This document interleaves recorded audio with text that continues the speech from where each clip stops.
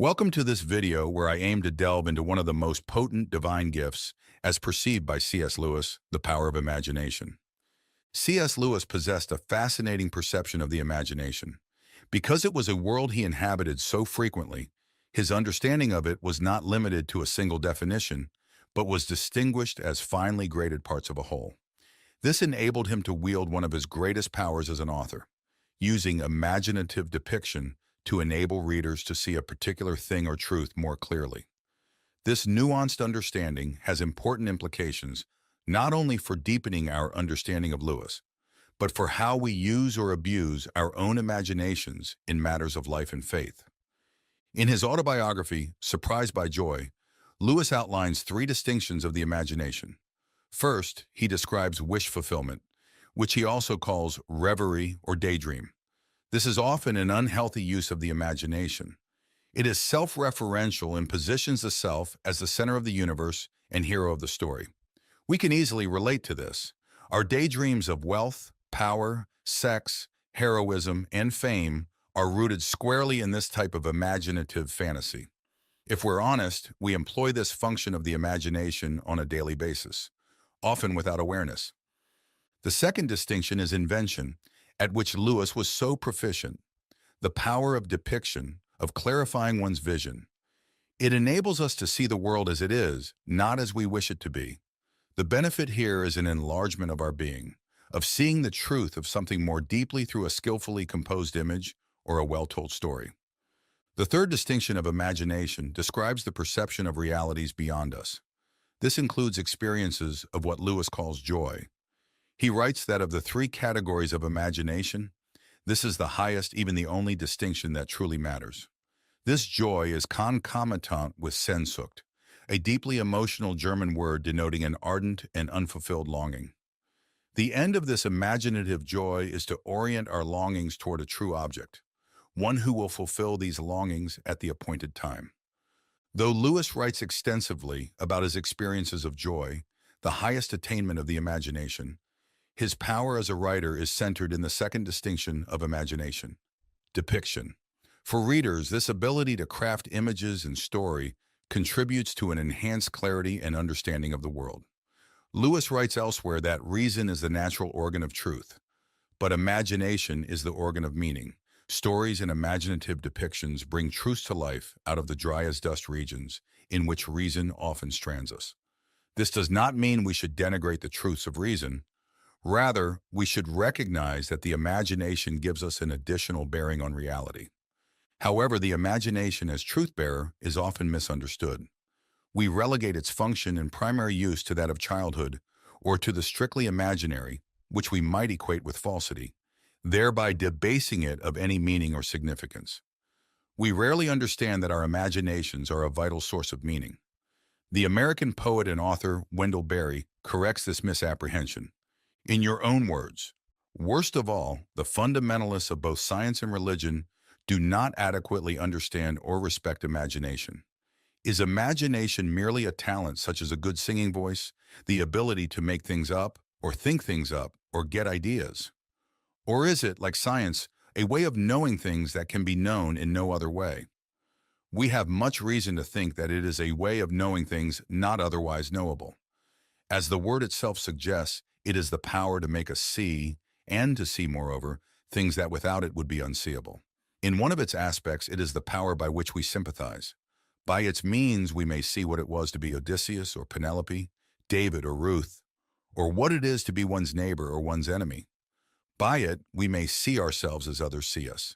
It is also the power by which we see the place, the predicament, or the story we are in. Reason provides only half the story. Imagination makes up the difference.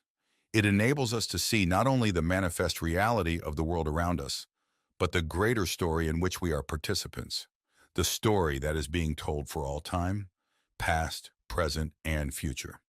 And this ability to perceive the story we are in is critical in matters of faith. Imaginative faith, the assurance of things not seen. When we exercise faith, what else do we use but our imaginations? We wrap words around things in the world to define them and gain greater clarity. The word definition means of the finite. Thus we use our reason to understand the particulars of our world. But God is infinite. He breaks the category of definition. We can't wrap words around him, and our reason collapses in attempting to apprehend him. To understand God at all, we must speak by what the medieval scholastics called the way of analogy. Jesus himself spoke about the kingdom of heaven only in parables or similes. That is, he used depictions of the imagination that would allow us to grasp, in human terms, a dim idea of God's attributes. Thus, Jesus says that the kingdom of heaven is like a man who sowed good seed, like yeast, like treasure hidden in a field, like a merchant looking for fine pearls. Each of these is a depiction of a thing from human experience using an analogy that allows us to apply our imaginative grasp of that thing to God. We see when we see at all only through a glass darkly. Scripture informs us that faith is the assurance of things not seen, that is, things that cannot be discovered through discursive reasoning. The imagination helps us maintain and grow this tenuous position. It enables us to speak of heaven and of Sehnsucht, of all that we yearn for that cannot be fulfilled on earth. So we need a greater understanding of and respect for the imagination and how it can provide truth about reality in ways that our reason alone cannot. Lewis spent the early years of his life attempting to reconcile the divided parts of his mind. How could imagination ever be a source of truth comparable with reason? He loved and valued imagination, but his materialistic worldview wouldn't allow him to believe it was anything more than make-believe. He wrote a poem, titled Reason, about this essential division in his mind. In the poem, he asks this question: who will make imagination's dim, exploring touch? Ever report the same as intellectual sight? I believe this split is present in the minds of many followers of Christ today, a division that simply does not give credence to imagination as a primary factor in how we understand and approach God. We are in fact using it, but our ignorance of its role and its functions and our facile understanding of it, as a childish appurtenance that we have long outgrown, causes us to reject and devalue it. We therefore need a more robust conception of how the imagination functions. Nuanced imagination, the key to deeper clarity and truth. Lewis understood imagination to be highly nuanced. In fact, he identified more than 30 of these nuances. For example, Lewis writes of the penetrating imagination that seeks to get at the truth of a thing by looking at it from many different angles. He cites Shakespeare's The Great Master of the Penetrating Imagination, often giving numerous metaphors to describe one thing. This allows us to go deeper and expand our understanding. Primary imagination helps us to make sense of the data supplied by our five senses. Material imagination attempts to depict accurately the material world through vivid description. Realizing that imagination enables us to grasp the complexities of the world and to understand them in matters of truth, we can have a sure, but not a last word. We can always delve more deeply, apply our understanding more widely, and see it in coherent relation to other truths. Not every nuance of the imagination is a positive one. Lewis describes the transforming imagination that engages in idealized projection, placing inflated expectations onto the objects of its affection. Similarly, the generous imagination embellishes a thing beyond what it deserves. It is the blind estimation of an idea that can result in groupthink and inner circle mentality. To gain more clarity about how Lewis gave overlaid the imagination with nuances, let's examine one positive and one negative use: satisfied imagination, the charged world. The satisfied imagination is a nuance that discovers delight in the familiar and in the repetition of the mundane. Lewis writes that the medieval scholastics were the great masters of the satisfied imagination. They created a cosmology of unbelievable complexity. Their model of the universe was not only systematic, but also incredibly repetitious, almost mind-bogglingly so, and they reveled in this extensive reiteration. The model divided the heavens from the earth. All in the realms of the heavens was perfect and ordered, immutable and non-contingent. On earth, everything was subject to change and decay and randomness. The medievals delighted in their model because it depicted the heavens as the realm of perfect order that we on earth should attempt to emulate. Contemplation of this order and harmony returns our minds to the source of order and harmony, that is, to God. And perfect order is simply perfect repetition, each thing fulfilling its nature as it was created. The sun rises each day, The stars appear each night. Each created object fulfills its nature again and again. Only humans have the ability to live at random and to interrupt the pattern. This ordered repetition of the familiar, Lewis writes, is also where we begin to understand that God is the ground and supplier of both our personal and material reality. All things have their source in God's sustaining and creative power. Once we embrace this concept, all reality becomes a conduit by which we can apprehend God. Through this realization, we must learn what it means to re-enchant the familiar, to see the world around us anew. G.K. Chesterton writes, "Now there is a law written in the darkest of the books of life, and it is this. If you look at a thing 999 times, you are perfectly safe. If you look at it the 1,000th time, you are in frightful danger of seeing it for the first time." How can we do this? Lewis notes that any pleasures we experience are shafts of the glory as it strikes our sensibility. God breaks into our lives through the simplest things, a dog's smooth fur, or the way new leaves appear as green mist on springtime trees. We apprehend God through our pleasures, but we often aren't aware of it. As long as familiarity breeds contempt, we will fail. If we are to properly use the satisfied imagination, Lewis notes, we must overcome 4 obstacles. First is inattention. We are simply not aware enough. The second is the wrong kind of attention. We could imagine that our pleasure in the mundane is simply internal and personal, that its source is not divine. Third is greed. We want the experience again and again. And the fourth is pride, believing that we have been supplied with a secret knowledge denied to others. The satisfied imagination acts as a corrective to the grass is greener mentality that prompts us to always seek the next thing or the new vista. The world is charged with the grandeur of God, writes poet j.r.r. Manley Hopkins. Most of the time we are essentially asleep, and we cannot see past the mundane. We must come awake and stay awake if we are to fully use the satisfied imagination and experience Chesterton's 1,000th look. Controlled imagination. Virtue as fantasy. The controlled imagination is a negative use.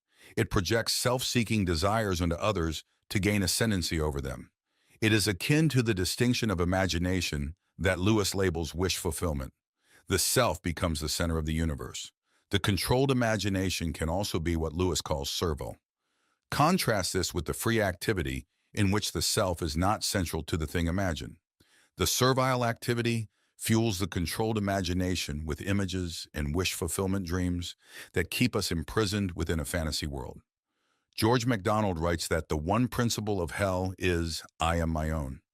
Perhaps Lewis's best example of the embodiment of the controlled imagination is in The Screw Tape Letters, a fictional work in which a junior devil attempting to guide a human soul to hell is advised by his uncle about the best tactics to use to accomplish this diabolical work. The most fatal aspect of the controlled imagination is its propensity to encourage a willful ignorance of our inner life, all the motives and machinations that seethe below the surface of our minds and souls. Conversely, the most powerful antidote is our being intentionally aware, turning our gaze inward and practicing self-examination. Lewis writes, all reality is iconoclastic. It is constantly breaking in on us and shattering the images and idols we make of it. This beneficial iconoclasm offers us a vision of the world as it is, not as we would create it. We must cultivate the free activity of the imagination in a way commensurate with reality and without self at the center, seeing with others' eyes, the imagination as reconciliation. Finally, how do we use our imaginations for the glory of God? Most uses of the imagination are ultimately reconciling. They enable us to reconcile ourselves to a larger world, to see that world accurately, even with its sorrows and failures, for what it is rather than what we want it to be.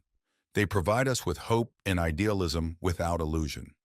They enable us to see that we may ignore, but we can nowhere evade the presence of God. The world is crowded with Him. He walks everywhere incognito, and the incognito is not always hard to penetrate. The real labor is to remember, to attend, in fact, to come awake. Still more, to remain awake. As we give nuance to our own imaginations, they give us bearings on our idea of God, what Lewis terms the bright blur, consequently enriching our lives and deepening our understanding. At the end of Experiment in Criticism, Lewis writes that his own eyes are not enough for him. He would see what others have seen. Even that is not enough. He would see what they have imagined. Even more, he regrets that the beast cannot write books that would allow him to see how the world appears to the eye of a bee or mouse, or how it comes charged to the olfactory sense of a dog. We live, as it were, in a narrow prison of self. We desperately need those other eyes to see the world rightly and to continue to expand our understanding. God calls us to live in and know this world well. We best glorify Him when we are most fully ourselves. That is, when we are most like Him and most clearly seeing His creation. The rightly used imagination helps us get there, helps us get there, helps us get there.